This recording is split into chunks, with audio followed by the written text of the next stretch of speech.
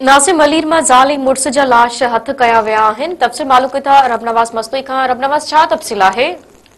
जी बिल्कुल, मलीर जे इलाइक़े मलीर सिटी थाने जी हद में बरहानी टाउन में एक घर में 2 माण्हुनि जा लाश हथ कया विया आहिनि। जॾहिं त जो वाक़े ते इतला मिलण ते मलीर सिटी पुलिस पहुची वई ऐं जॾहिं त तव्हां ॿुधाईंदा त लाश जेके आहिनि उन्हनि जी जेकी पुलिस जेकी तस्दीक कई आहे ज़ाल ऐं मुड़िस जा लाश आहिनि। जॾहिं त जेको लाश फाहो खाधल जेका हालत में लटकियल हथ आया आहिनि। जॾहिं त पाड़ेसियुनि जेको आहे मूजिबि जेको आहे इन्हनि जो वधीक इहो चवणो हो त जेको ज़ाल मुड़िस में कुझु टाइम खां पाण में झेड़ो हली रहियो हो। त जॾहिं त जेको आहे अॼु इहो वाक़ियो पेश आहे। जॾहिं तव्हां ॿुधाईंदा हलूं त जेके हथ आहे लाश जेकी सुञाणप थी आहे जेको आहे मुड़िस जी ज़ीशान ऐं संदसि घरवारी जी सना जे नालनि सां कई वई आहे। जॾहिं त पुलिस जो वधीक चवणु आहे त हर पहलू खां जांच इन्वेस्टिगेशन करे रहिया आहियूं त हीउ वाक़ियो ख़ुदकशी आहे या त ॿी का ॻाल्हि आहे। जॾहिं त जेके लाश ॿिन्हिनि खे ज़रूरी कार्रवाई लाइ कराची जे जना अस्पताल मुंतक़िल कयो पियो वञे। जी रबनवाज़, तव्हांजी महिरबानी।